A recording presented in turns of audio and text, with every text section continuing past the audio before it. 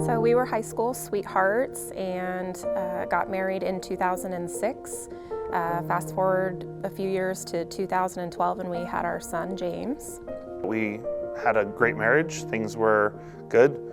Normal struggles that anybody would struggle with. About 11 and a half years in, though, we decided to split up. The main issue in our relationship through our whole marriage was intimacy. A lot of that was caused because of porn addiction that I had had since 2000 and forever. It started when I was 12 years old and continued until 2012. It was a long time and it was all of our marriage. Although I had made steps to work through that, a lot of the damage had already been done and there seemed to be no way to come back from it. After we had split, I had stopped coming to church pretty regularly.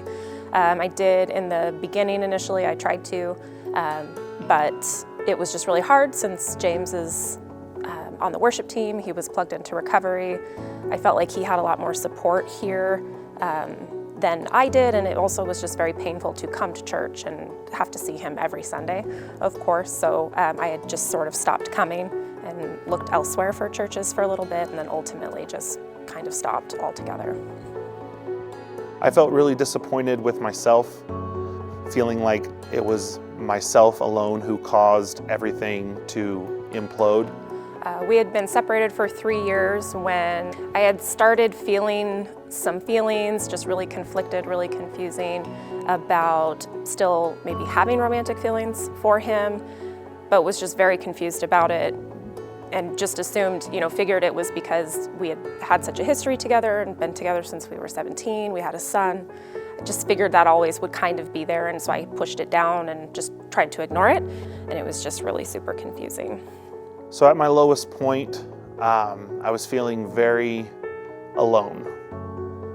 Although I had an amazing church support system, family was amazing and supportive, still had a feeling of just being utterly alone. I felt that I had gotten to a point where things were hopeless. Everything that I knew before was gone. The joy, the life that I had built centered around God and family and all those things just didn't seem to see a light at the end of the tunnel. From that loneliness, God really laid on my heart that I needed to be faithful and trusting in His plan for my life.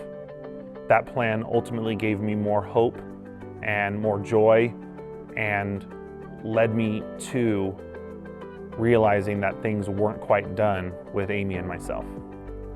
I had started coming back to church, and there was this one Sunday in particular that I remember where another couple named Christina and Jan were giving their testimony about being divorced and reconciling after divorce, and they came up and shared their story, and a lot of it was so mirroring for what had happened with us.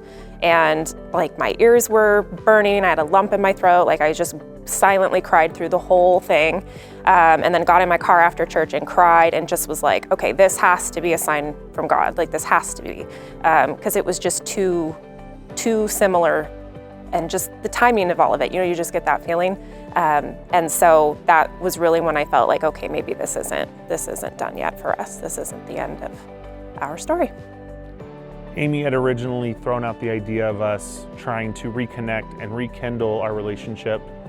I was honestly hesitant at first, just from the hurt that I had caused, that she had caused me, and all of those things. But it was very clear that's what God's intention for our journey had been all along, was to not be separate but be together. Yeah, and I'd say around Thanksgiving, Halloween, Thanksgiving time of 2020 is when we really started to kind of come together and spend more time together and talk about if this moved forward, what would that look like? What would we do differently this time? We got counsel with Pastor Craig, which had helped. Yeah, and when he talked about the triangle of putting God here and us are down here. And as we move closer to God, we'll move closer to each other. To me, I think I had heard it before, but it was like hearing it for the first time. I remember thinking, wow, what a concept. Could we actually do something like that and just revitalize our marriage? So through all of the things that we had learned being apart, we tried to implement those healthy life choices, coming to church on a regular basis, being in the Word, spending more time with each other as a family, and being intentional about the way we spend time with each other. So on New Year's Eve this last year, 2021, James did propose again. So we are moving forward for round 2 in 22. So we are very excited and just feeling very hopeful for the future.